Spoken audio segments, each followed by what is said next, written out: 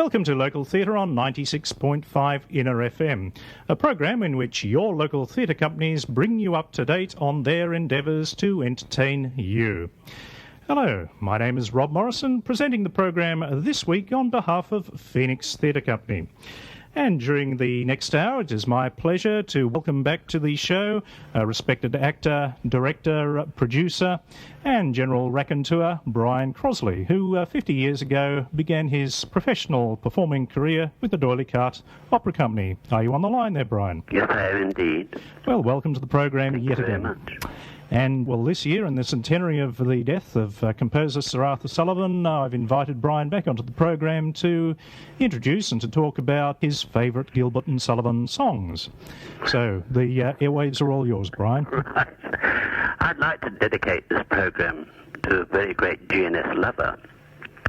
Mm-hmm. And she celebrates her 100th birthday on Friday. Oh, quite an innings. Friday. So I think she would enjoy this immensely. Indeed. Her name is Louise Humphrey, and she's 100 years old, and she's seen more GNS than you and I put together. Yes. Not quite the original programs, original productions, though. Not far off. So this is for you, Louise. One happy birthday for next Monday. Friday, the 22nd. Oh, Friday the 22nd. That's right, yes. Marvellous. Now, what are we going to talk about? Well, the first things. Yes, indeed. Dance the Kachuka. We're going to talk about that, aren't we? Yes. I did a tour of. Do you remember the Council of Adult Education, as they were called in those days? Yes. Well, they did a tour of the gondoliers. Right. And we did all Victoria and some 3 towns in South Australia. Mm-hmm. And it was a marvellous company. There were people like myself and Alfred Ellis shared the role of the Duke. We did alternate performances. Oh, right, yes. And people like John Shaw was on Alhambra. Mm-hmm. Nance Grant was Janetta. Yes. William Arnold and Kevin Mars shared the part of Giuseppe. Oh, right. Didn't know that. Was Marco. Oh, okay, yes. It's a super company. And Cy Holden was the conductor, the musical director, yes, who was a terrific guy. And we came to Maryborough in Victoria as our last shows. Mm-hmm. And Alfie did the matinee, thank goodness, and I was in the chorus, of course, and I did the last show at night. Well, like it's just been tradition, as you might know, in the theatre, that sometimes on the last matinee, funny things happen. I mean, the audience really aren't supposed to know. Sort of jokes amongst the... yes. So lots of little things went playing up, you see, and Cy Holden sat there in the pit conducting the orchestra. I mean, the orchestra were falling about, but he never cracked a smile. And didn't complain in the interval. He just let us go. Yes. And we did silly things like, CC at last, they're going to make their choice. They looked left and they came on right and things like that. Yes. But we got to the Kachuka. And so Cy took up the baton, and he went dun da da da da dum bum bum bum bum bum ba dum dee diddle diddle dee. The slowest I've ever heard it. And trying to dance to this, and he kept a very straight face, and it gradually got faster and faster and faster. Well, of course, we were hysterical on the stage trying to dance it, and he just never cracked a smile. But he did laugh at the end when Jing Bunning was singing Innies, the old girl that comes on at the end. Oh, yes. And we made her up to look about 200 years old. And she came on the stage, and Cy Holden just collapsed in a heap. So I'd love to hear Dance the Kachuka. Oh, certainly. Right. Well, this is proper version. Well, this is the proper version that you'd remember from your days with the D'Oyly Carte. Dance the Kachuka from the Gondoliers, recorded in 1950 with the chorus and orchestra conducted by Isidore Godfrey. That's right.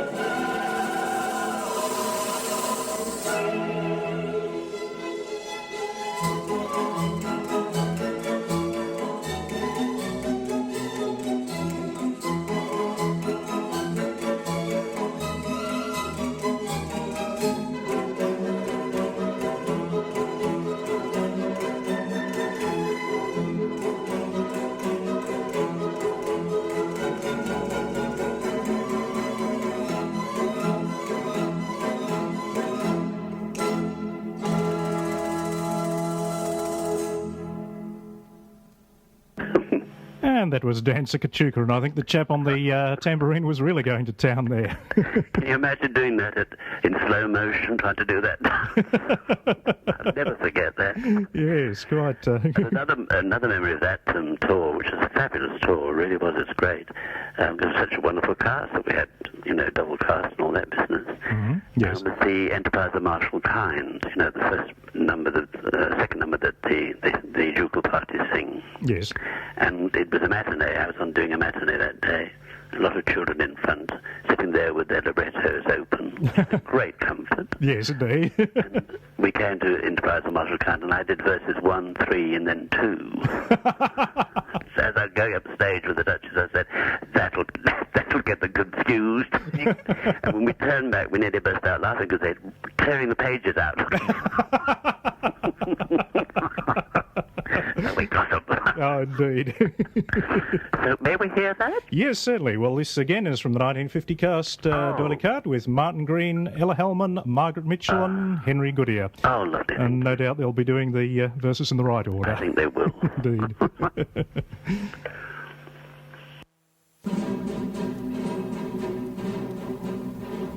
In Enterprise of Marshall Kind, when there was any fighting, he led his regiment from behind, he found it less exciting. But when away his regiment ran, his place was in the fore, that celebrated, cultivated, underrated nobleman, the Duke of Plaza Toro. In the first and foremost night, you always found that night, that celebrated, cultivated, underrated nobleman, the Duke of Plaza Toro.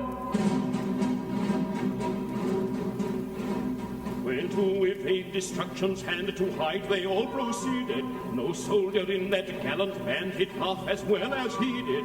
He lay concealed throughout the war, and so preserved his core, that unaffected, undertaken, well-connected warrior, the Duke of Plaza Toro. In every doughty deed, he always took the lead, that unaffected, undertaken, well-connected warrior, the Duke of Plaza Toro.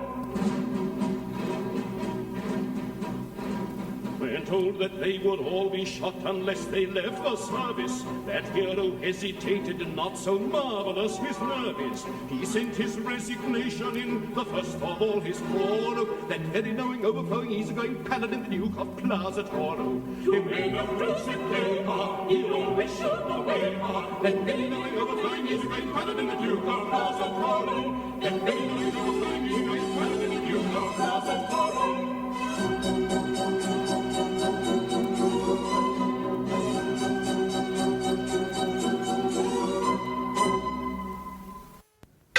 Help today's young people grow into responsible, balanced adults. Become a leader with Scouts Australia.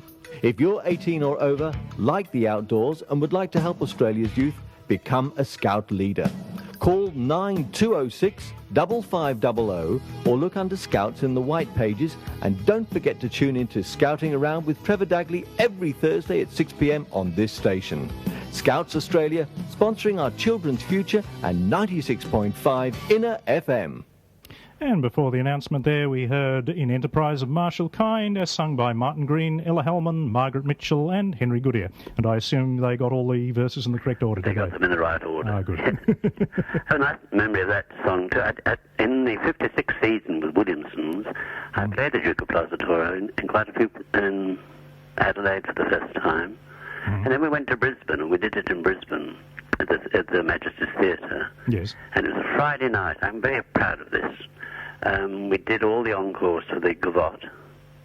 And that was with Muriel Brunskill, by the way. Yes, yes. And Terence Donahue and Eric Thornton and those people. Mm-hmm. We did all the encores, and we went off after the last one, and they wouldn't stop clapping. Oh, right.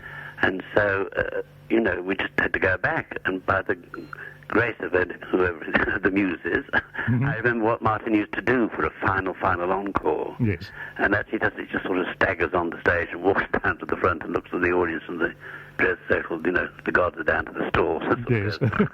Oh, dear. But it was a wonderful moment, it really was, because the audience was satisfied and they just liked it, and that was it. It was great. Indeed, great feeling. Now what? Oh, I know, Patience. Indeed, yes. This was my very first GNS role I ever did. And this is my introduction to Gilbert Sullivan when I played Bunthorne. Yes. All those years ago in Malvern. in England, and this is my calling card into the Dawley card was to sing them all alone. Am I alone and unobserved? Yes, yes. And are we going to hear Martin sing this? We are indeed, yes. Now, well, this'll be the recording I'm on then in the chorus, won't it be? Was it 1951? 1951, that's correct, yes. The one that I did with them, that's right, yes. So may we hear that? We may indeed. Well, of course, there isn't any chorus to this one, but here is Martin Green recorded in 1951 with Am I Alone and Unobserved, Bunthorne's aria from Patience.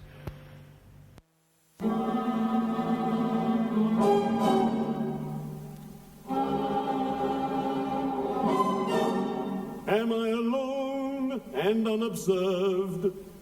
I am.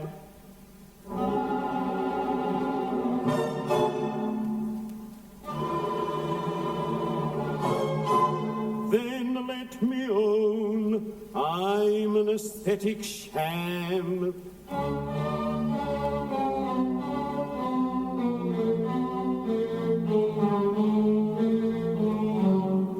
This air severe is but a mere veneer.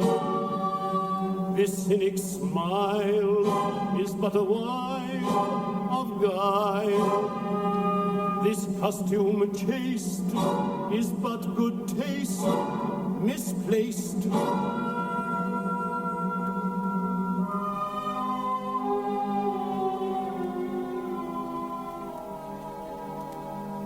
Let me confess, a languid love for lilies does not blight me. Lank limbs and haggard cheeks do not delight me. I do not care for dirty greens by any means. I do not long for all one sees that's Japanese. I am not fond of uttering platitudes in stained glass attitudes. In short, my medievalism's affectation, born of a morbid love of admiration.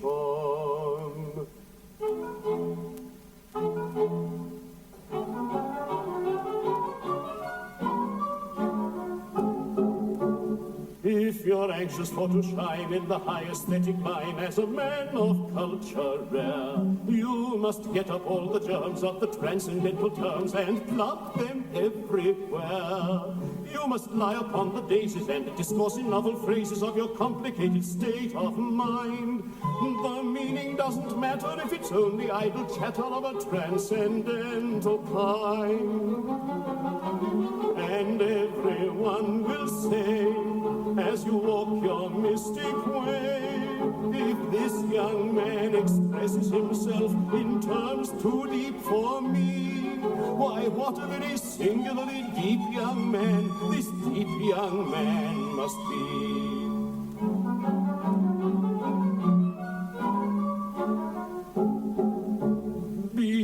Eloquent in praise of the very dull old days which have long since passed away, and convince them, if you can, that the reign of good Queen Anne was culture's palmiest day.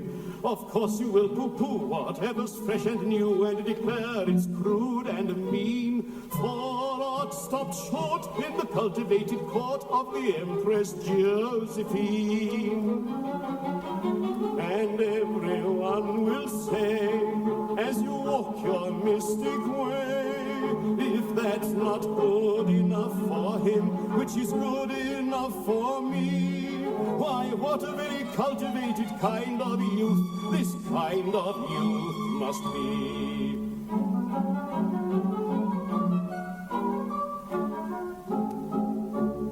Then a sentimental passion of a vegetable fashion must excite your languid spleen. An attachment a la Plato for a bashful young potato, or a not too French bean. Though the Philistines may jostle, you will rank as an apostle in the high aesthetic band. If you walk down Piccadilly with a poppy or a lily in your medieval hand.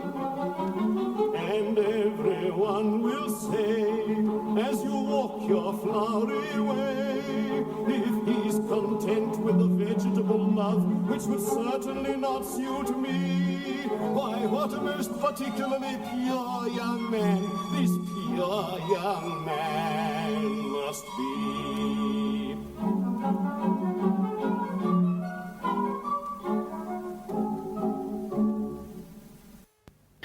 And that was Martin Green with Bunthorne's aria from Patience. Isn't that a nice tempo? Indeed, yes.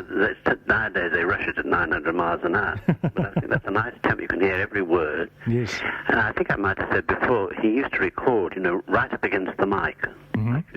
Like you see pop singers, they need to swallow the microphone. But he used to whisper it very quietly, and that's why it comes out so clear. Yes, so he could keep his breath controlled. Yes, and so clear. Lovely.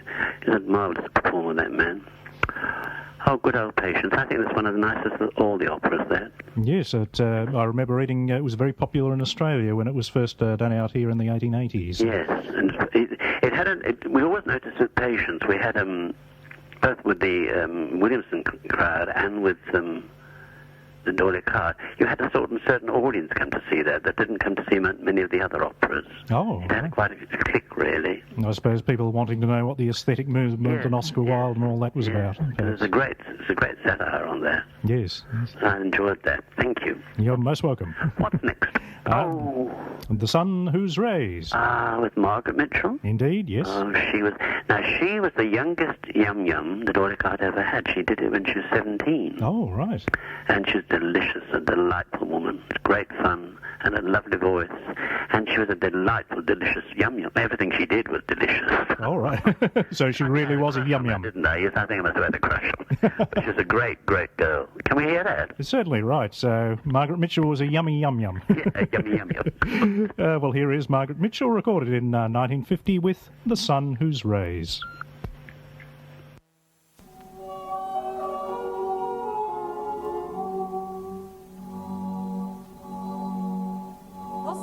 Rays are all ablaze with ever-living glory. Does not deny his majesty, he scorns to tell a story.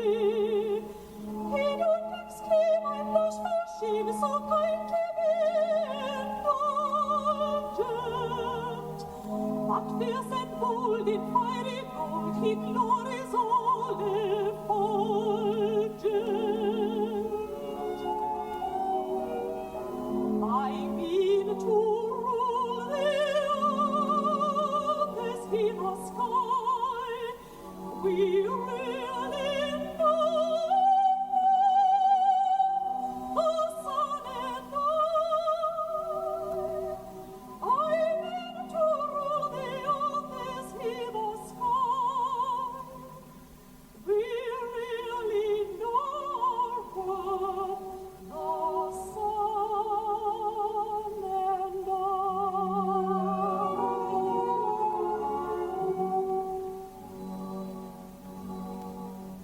Observe his flame, that blessed name, the moon celestial highness. There's not a trace upon her face of diffidence or shyness. She moves light, then through the night, mankind will acclaim her. And truth to tell, she likes up well, so I for one don't blame her. Our craving no mistake, we are not shy, we are very wide awake, the moon and I. Our craving no mistake, we are not shy, we are very wide awake, the moon and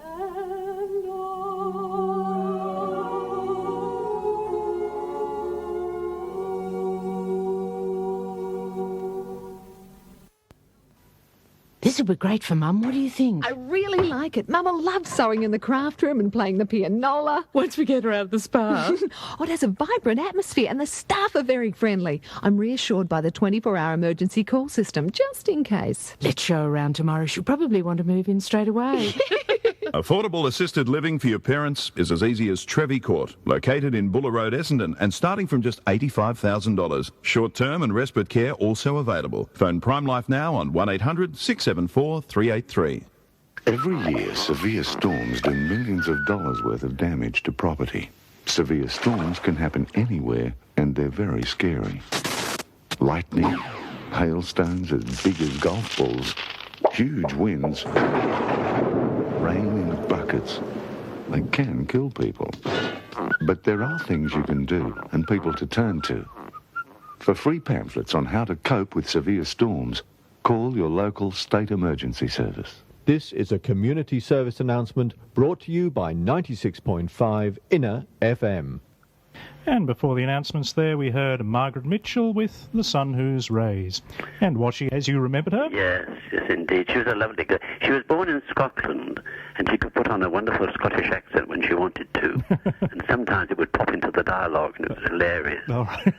And also, when we were in America, touring America, you know, every big city has a GNS society, of course. Yes. And they used to give us a little do afterwards and whatnot. And we were standing there, and you get these wonderful dowager ladies of America coming up to you and saying, you know, what part do you play in the company? And if you were a principal, well, of course, they made a fuss of you, see. Yes, yes. This day they went up to Margaret Mitchell and said, and what part do you do in the company? She said, oh, I keep the draft of the principals. To which they looked a bit concerned all the way.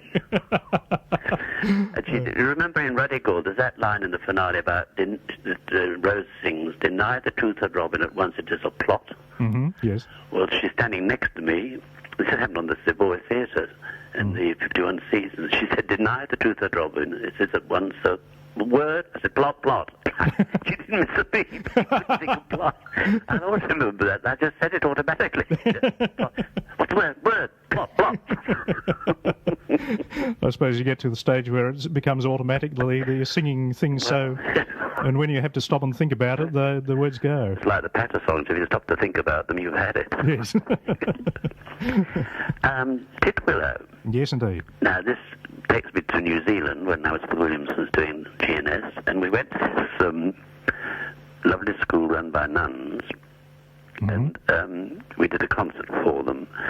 And I remember they were a wonderful audience, those nuns. We did a scene from Pirates of Penzance. Mm-hmm.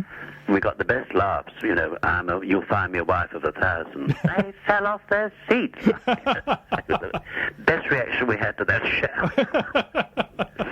And we had a girl in the company in the chorus who was a very good tap dancer. Yeah. This is a bit naughty, but I shall never forget it. And on the stage at the back of the wall was this crucifix, God bless him. Mm-hmm. And when she started to tap away, it started to shake. Oh, dear. Luckily it didn't fall down, but it nearly did. Oh, dear. And I had to sing Titwillow. Mm-hmm. Well, they fell about at that. They thought, I don't know where their minds are, but they were everything I said. And I said to him, Dickie, why did singing Willow, Titwillow. Sounds as if the nuns have the dirtiest minds. They're a very naughty girl. Indeed. Who we got singing this? Oh, your old friend Dennis Olsen. Oh, wonderful. Good. With the Adelaide Symphony Orchestra, conducted by James Christensen. Ah, lovely.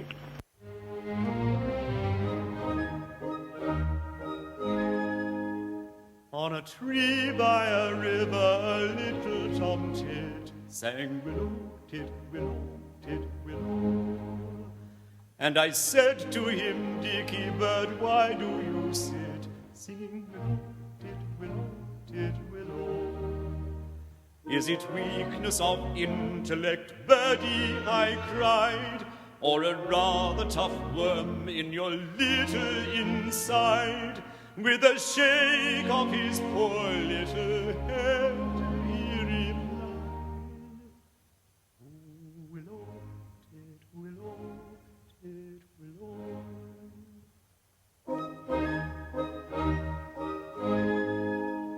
He slapped at his chest as he sat on that bough, singing willow, tit, willow, tit, willow. And a cold perspiration bespangled his brow. Oh, willow, tit, willow, tit, willow. And he sobbed and he sighed, and a gurgle he gave. Then he plunged himself into the billowy wave, and an echo arose from the suicide's grave. Oh, willow, tit, willow.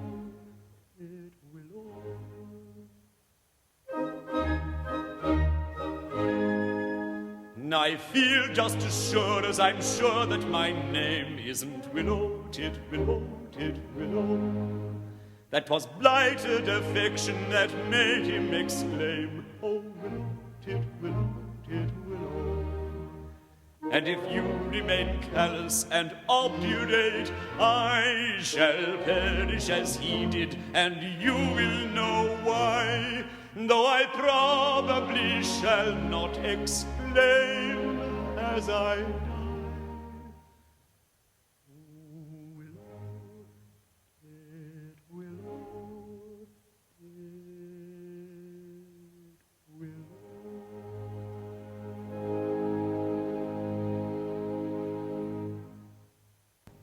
And that was Dennis Olsen with Titwillow from the Mikado. You know, I did a production of that in Perth with Dennis and June Bronhill. Yeah, all right. And Thomas Edmonds. And after Margaret Mitchell, I think June was the next best Yum Yum I've ever seen. She was just delightful. Yes, yes. So we did it in the entertainment centre. A barn of a place. Huge place. Oh, right. I've never seen it. And we paid about 8,000 a night. Oh, gosh, that is quite a number. Yes. And you know, talking of June for a moment, on the Saturday night show, we came to the second act with the singing, you know, Bay the Raven Hair and all that business. It was Yum Yum, yes. And the proscenium of that theatre in the entertainment centre was 100 feet wide and 75, 100 feet high and 75 feet across. Extraordinary, yes. So it was huge. Yes. And we're sitting there, and I'm sitting in the audience, and you could suddenly hear it had like a big tin roof thing, and it was, we heard this tinkling sound of things falling on the roof. I thought, what on earth is that? And slowly but surely, this great steel girder pole came slowly onto the stage and just fell on the stage, narrowly missing one of the chorus girls. Good gosh. If it had been the finale of Act 1, it would have been disastrous. Yes, indeed. And what it was they had a cinema thing there, and it was the end of the screen thing had come out. Oh, the projection screen, yes. Oh. So, because the orchestra ground to a halt, there's this dreadful silence, and the stage manager came and said, is there a doctor in the house and all this business? And I fled round backstage to see what was happening. And as I said, thank goodness it didn't hit anybody, but the girl that it landed near was very shocked. Oh, yes. So there we are. So there's Dennis in his dressing room, just patiently reading. There's Jude in the wing, gathering her breath together. And I said, she said, well, we have to stop the show. So she said, shall I go on and sing a few songs? Yes. So she went on the stage, and she entertained that huge audience, unaccompanied, because the orchestra wouldn't know what she was going to sing. All right. For about 3/4 of an hour.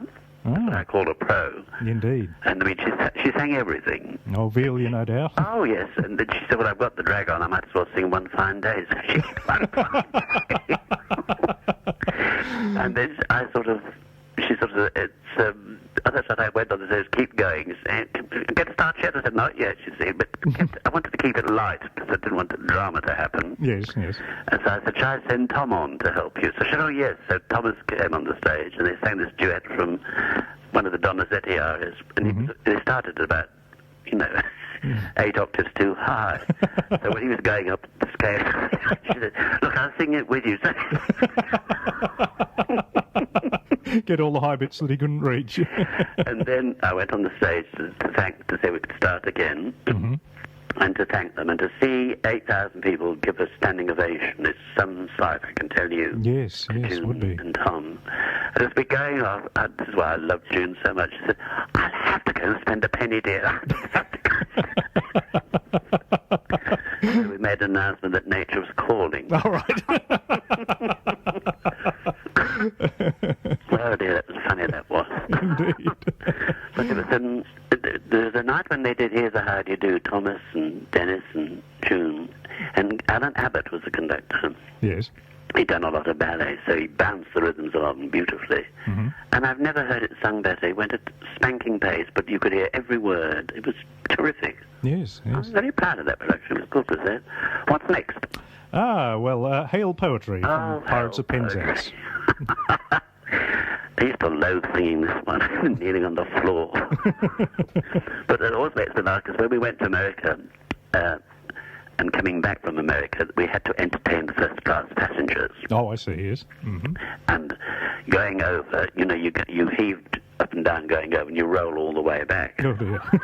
That's the way the Atlantic goes. Yes. So we're on the Mauritania going over, and we had to sing Hail Poetry. And it was rowing like mad, heaving up and down. So we had to cling to each other and try and kneel on the floor and try to sing it. And every time I hear Hail Poetry, I think of that momentous crossing of the Atlantic while we're clinging to each other. Hail Poetry. Who have we got doing this, the Dory Card? Yes, indeed, led by Daryl Fancourt. Oh, dear Daryl. Recorded in 1949, and hopefully he won't get seasick during this rendition. Well, here we have Hail Poetry. Although the career sometimes involves the crime of stealing, I rather think that we're not altogether void of feeling. Although we live by strife, we're always sorry to begin it. For what we ask is life without a touch of poetry in it.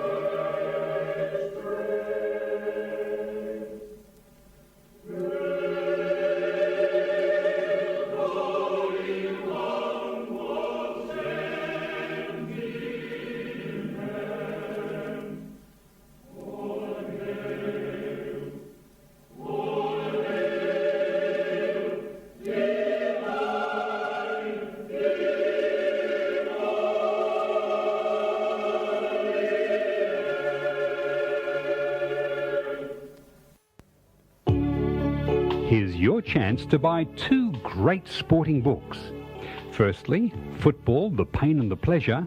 It's the World Cup Diaries of J. Neville Turner for $25. You know, Tracy Holmes of Channel 7 Sydney said, it's not a book, it's a trip. Secondly, Cricket's Far Horizons.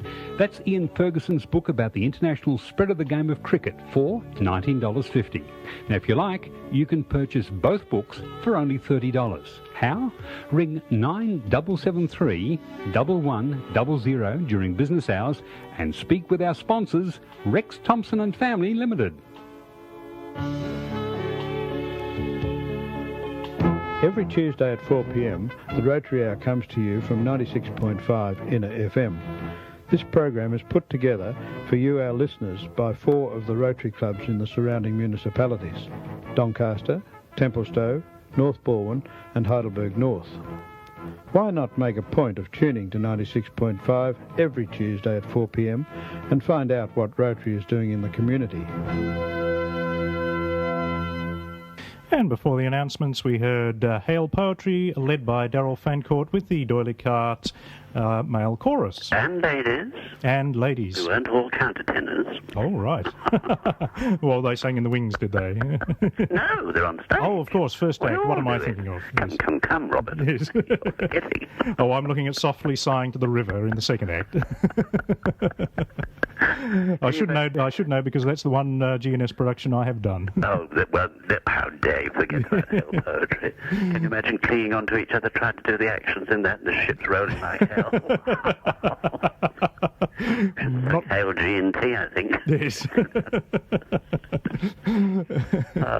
I did a production with Dennis of Pirates. Mm-hmm. And in Act 2, I had all these people on stage. You know, he comes into the garden, policemen are there, and I had them looking like statues, pretended to be statues. Yes, yes. And he came on smoking. Oh, dear. I rather like this idea. He just came on smoking and sort of ash in people's hands, and the expression of their faces was beautiful. So it was that sort of... It was a light moment in the opera. Indeed it was, yes. Who have we got doing this one, Martin? Softly Sighing to the River, Martin Green, yes. Ah, lovely, thank With you. the Doyley Cart male chorus That's this time. better. Recorded in 1949. Right. Hush, hush, not a word, I see a light inside. The Major General comes, so quickly hide. Yes, yes, the Major General comes. Yes, yes, the Major General comes. Yes, yes, the Major General comes. Tormented with the anguished dread of falsehood unatoned, I lay upon my sleepless bed and tossed and turned and groaned. The man who finds his conscience ache no peace at all enjoys, and as I lay in bed awake, I thought I heard a noise. He thought he heard a noise. Ah! No, all is still in dale on hill. My mind is set at ease, so still the scene it must have been the sighing of the breeze.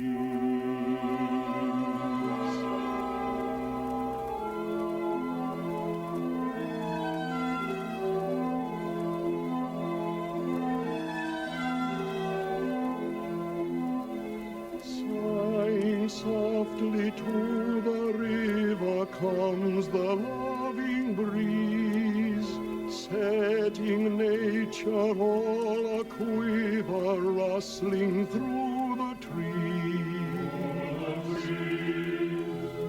And the brook in rippling measure laughs for very love, while the poplars in their pleasure wave their arms above.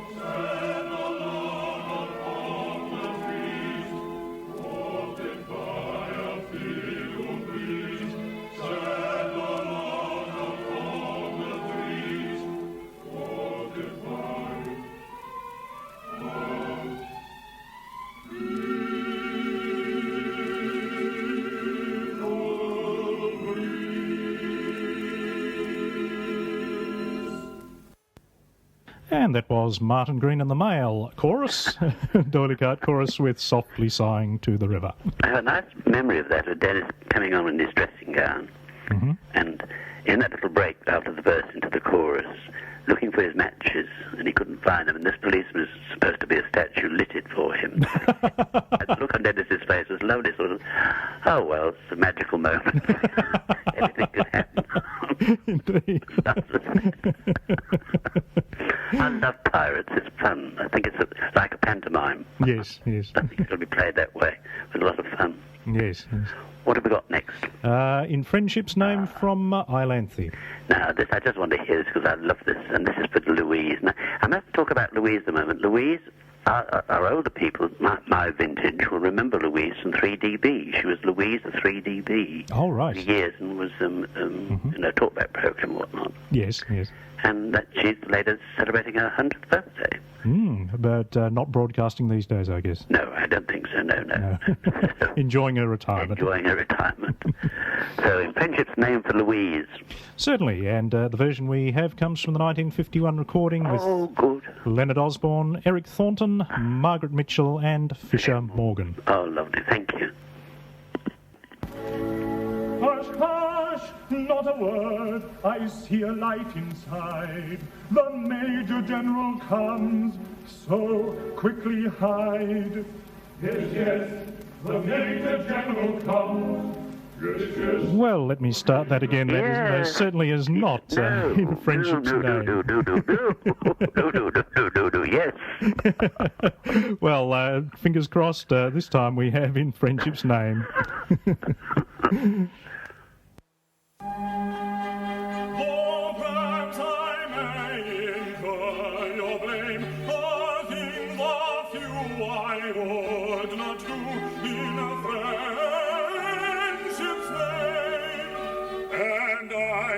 Say I think the same, not even love should rank above true friendship's name. In freely mind believe, forget your praise and go your ways in friendship's name. In friendship's name. Friendship's name has yielded fortune, rank, and fame, but no one yet in the world so wide has yielded up a promised bride. Accept, all friendship, all the same. This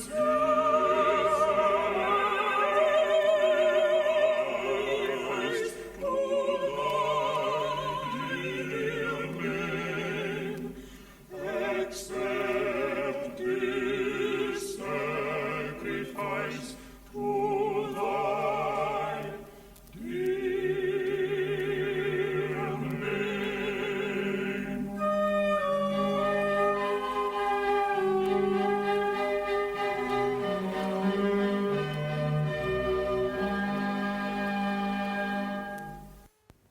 And after that slight hiccup, that was In Friendship's Name with Leonard Osborne, Eric Thornton, Margaret Mitchell and Fisher Morgan. It's a lovely quartet, that, isn't it? Indeed, yes. Beautiful, beautiful little writing, that. Thank you for that. You're most welcome. What have we got? Oh, Islantis, another of my favourites. I think it's that and Patience are my two really favourites, I think. Followed by Mikado and Gondoliers. Yes, yes. Yes, you shall say that, yes. They're all lovely. From the point of view of performing in them or the music itself? Oh, music. Mm-hmm. I mean, Islantis, is a superb score. Yes. And Patience is a superb score. Now, I think from the point of view of the writing, I think those four are really magical. Yes, yes. And they're great to do, of course. The Nightmare song, I had the privilege of doing this in Sydney with the Williamson's crowd. Oh, right, you eventually got to sing it on stage. I eventually got to sing it on stage, yes, but what a nightmare, because the first time I went on for that, I was dragged to the wings to go on at a minute's notice. Yes, yes. Well, I didn't do Act 2, I just did Act 1. Stan had gone to bed and gone to sleep and was late getting up. So he made Act 2, so I did Act 1 and he did Act 2. Oh, I see, and did the audience twig the difference between the Lord Chancellors that night? Some did, not a lot, funnily enough. I suppose under the full bottom wing it could have been anyone. But I did go back and do it again properly with the Nightmare song. Have we got Dennis doing that? Yes, indeed. Oh, he does it marvellously. Well, this is a bit different. This is Dennis recorded live during his cabaret act. Lovely. Which was given at the School of Arts Cafe, and this particular recording was made in January 1998, and he's accompanied at the piano by Malcolm Tapscott. Oh, good.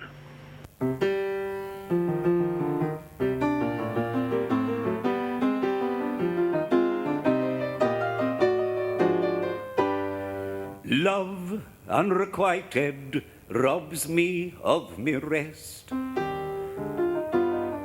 Love, hopeless love, my ardent soul encumbers. Love, nightmare-like, lies heavy on me chest, and weaves itself into my midnight slumbers.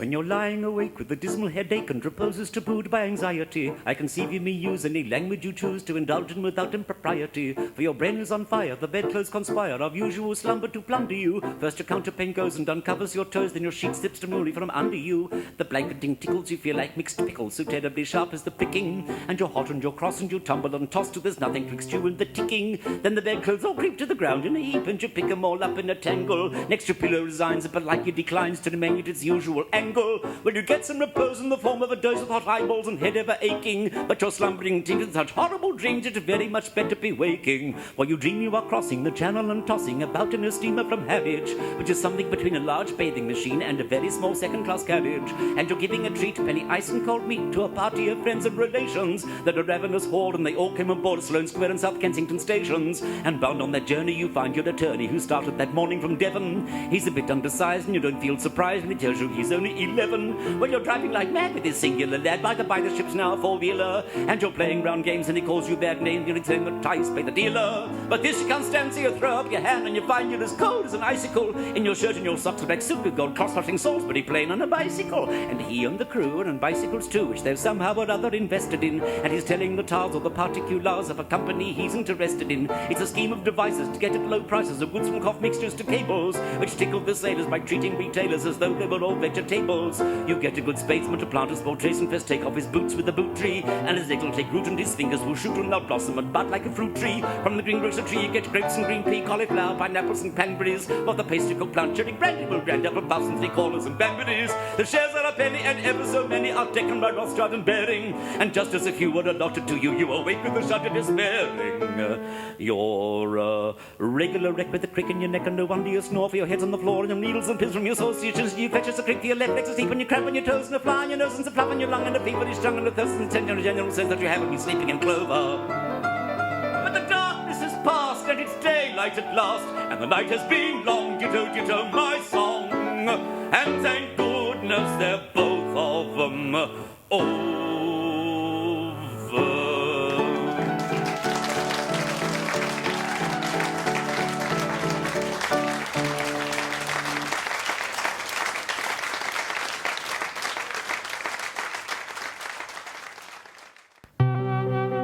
Are our windows to the world. They deserve to be pampered and cared for. Watsonia Optical, Montmorency Optical and Complete Opticals Thomastown are fully qualified optometrists with many years' experience. Eye tests are billed to Medicare so that there is no charge to you. They have over 500 spectacles in stock, including all the name brands as well as contact lenses, and they will beat any price by 5%. So visit our sponsors, Watsonia Optical at 67 Watsonia Road, telephone 9432 7264, Montmorency Optical at 35 Were Street, telephone 9432 2589, or Complete Optical at 249 High Street, Thomastown, telephone 9464 2661. Satisfaction guaranteed.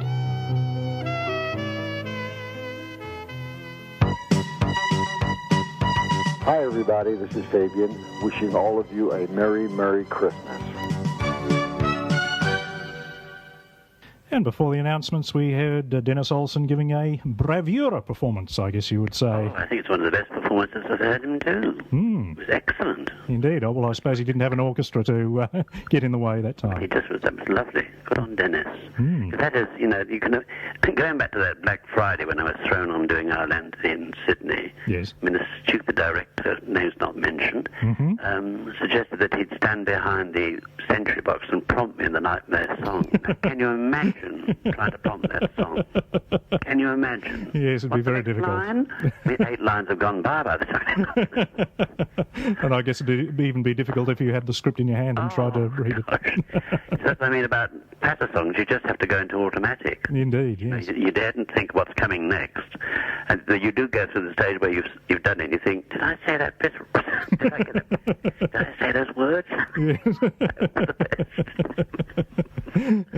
But it's, you know, Dennis is marvellous. When I went to Adelaide and in 74, and did the Gondoliers of Mikado for the Festival Theatre. Yes. Dennis came, of course, and It was pretty new in those days. 74 was the Festival Theatre. Oh, yes, of course. And it was a lovely, lovely place to work in.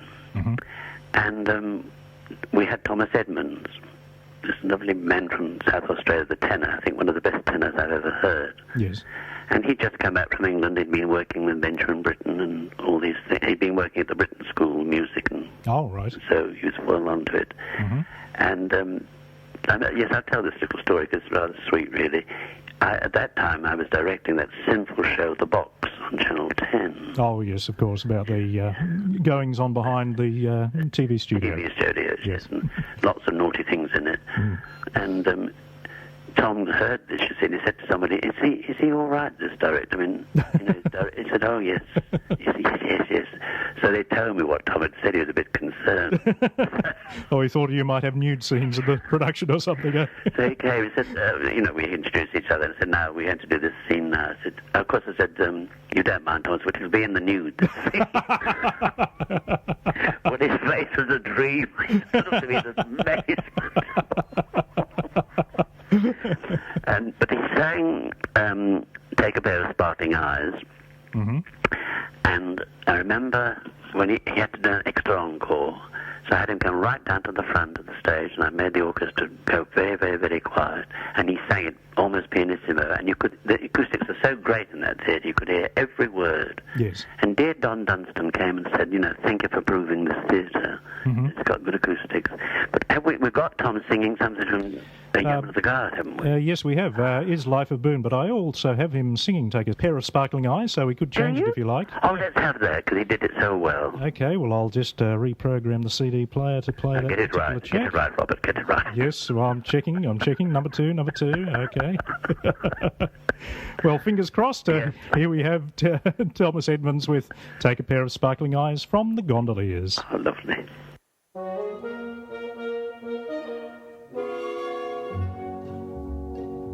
Take a pair of sparkling eyes, hidden ever and anon in a merciful eclipse.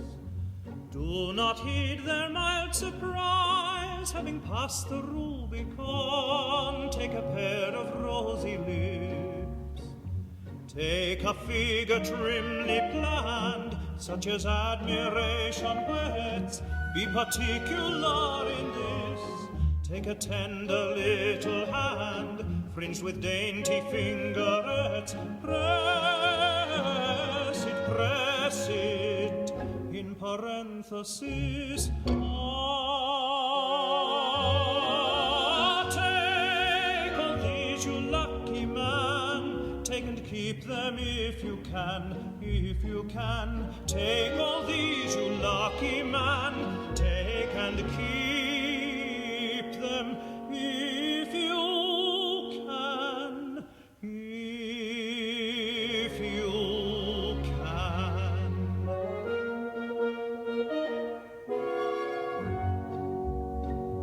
Take a pretty little cot, quite a miniature affair, hung about with trellised vine. Furnish it upon the spot with the treasures rich and rare I've endeavored to define. Live to love and love to live, you will ripen at your ease, growing on the sunny side. Fate has nothing more to give, you're a dainty man to please. If you're not satisfied,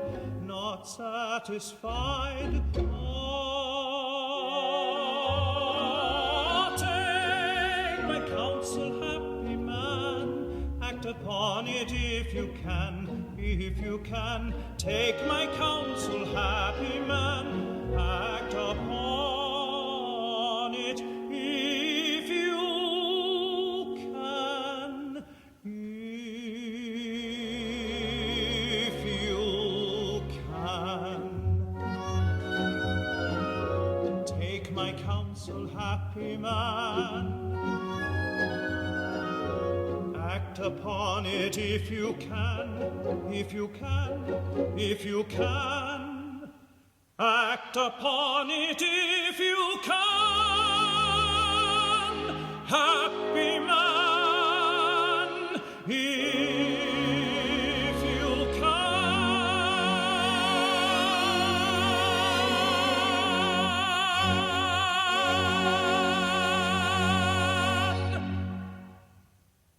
And that was indeed Thomas Edmonds with the Adelaide Symphony Orchestra, conducted by James Christensen with Take a Pair of Sparkling Eyes. That's a lovely voice, that man. Indeed, yes, very pure tenor. And his diction was always exemplary. Because Thomas and Dennis and June and I, we did Ricardo, Gondoliers, we did Pinafore, Pirates, and Iolanthe. Yes. And Tom and Dennis did Cox and Box. Oh, right.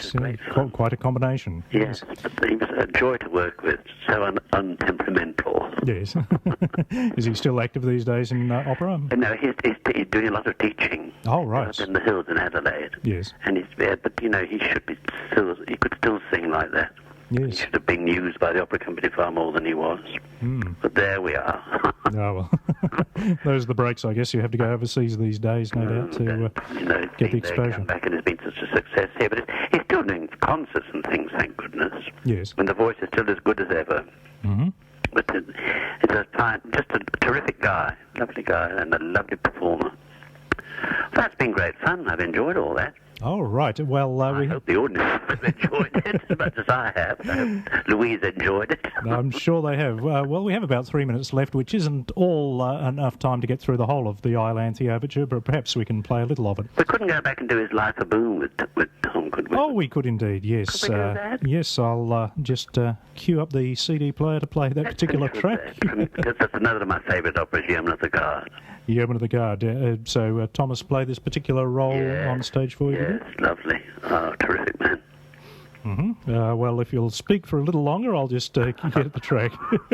Well, Yeoman of the Guard is one of the most serious of all their operas. Indeed. But I think it's the nearest thing to grand opera they ever wrote, really, Yeoman of the Guard. And how did you stage it? Did you have Jack Point dying in the end, or? Oh, yes, I played Jack Point. I played that role, and it's a super role to play. It's a very rewarding role to play that. Yes. It's great.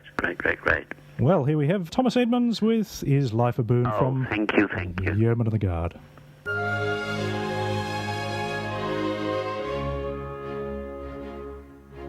Is life a boon? If so, it must befall that death, whene'er he call, must call too soon. Though fourscore years he give, yet one would pray to live another moon. What kind of plaint have I, who perish in July, who perish in July? I might have had to die, perchance in June. I might have had to die, perchance in June.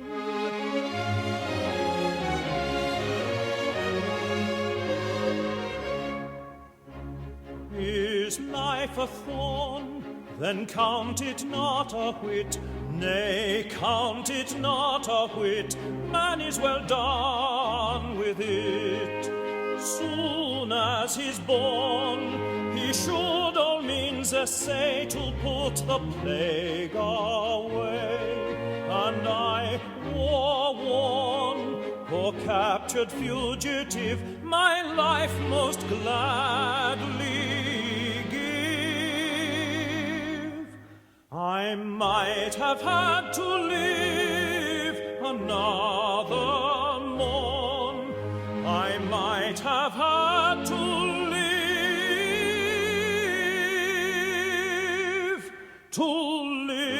another morn.